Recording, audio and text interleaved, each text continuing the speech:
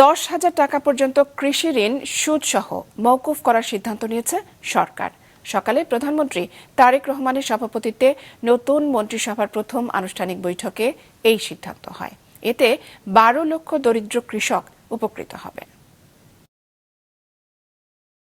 সকালে সচিবালয়ে প্রধানমন্ত্রী তারেক রহমানের সভাপতিত্বে নতুন মন্ত্রিসভার প্রথম বৈঠক অনুষ্ঠিত হয়।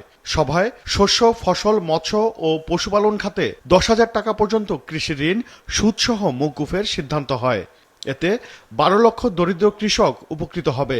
বৈঠক শেষে বিকেলে সংবাদ সম্মেলন করে এসব কথা জানান মন্ত্রিপরিষদ সচিব। এর মূল লক্ষ্য হল দরিদ্র কৃষকদের সামাজিক নিরাপত্তা নিশ্চিত করা এবং কৃষি খাতের মেরুদণ্ডকে শক্তিশালী করা। 25 ফেব্রুয়ারি 2026 পর্যন্ত সুদসহ কৃষকদের নিকট পাওনা রয়েছে প্রায় 1550 কোটি টাকা, যা এই মওকুফের আওতাভুক্ত হবে। এই ঋণ মওকুফ করা হলে দরিদ্র কৃষকগণ নিম্নলিখিতভাবে উপকৃত হবে।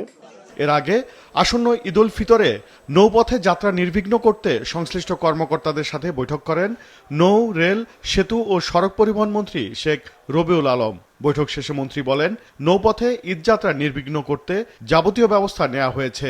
অতিরিক্ত যাত্রী আপনার কেউ বহন করতে পারবে না, ভাড়া বৃদ্ধি করতে পারবে না।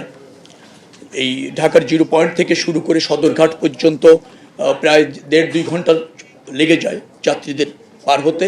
সেটা আমরা এটাকে অবাধভাবে এটা আমরা করতে চাই, যেটাকে বলা হয় যাতে কোনো ট্রাফিক না থাকে, ট্রাফিক জ্যাম না থাকে।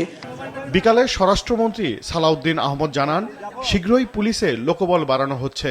180 জন পুলিশ সার্জন নিয়োগের জন্য আমরা অর্থ মন্ত্রণালয়ের ক্লিয়ারেন্স পেলে খুব শিগগিরই আমরা প্ল্যান করতেছি আরও 10,000 নতুন কনস্টেবল নিয়োগ করা হবে দ্রুততার সাথে। এর বাইরে সাব ইন্সপেক্টর এবং পাবলিক সার্ভিস কমিশনের মাধ্যমে এএসপি নিয়োগের আমরা উদ্যোগ নেব। সারা দেশে জেলা ও উপজেলা পর্যায়ে আইনশৃঙ্খলা কমিটিগুলো পুনর্গঠনের নির্দেশনা দেওয়া হয়েছে বলেও জানান মন্ত্রী। ওবায়দুল কবির, মাছরাঙা সংবাদ, ঢাকা।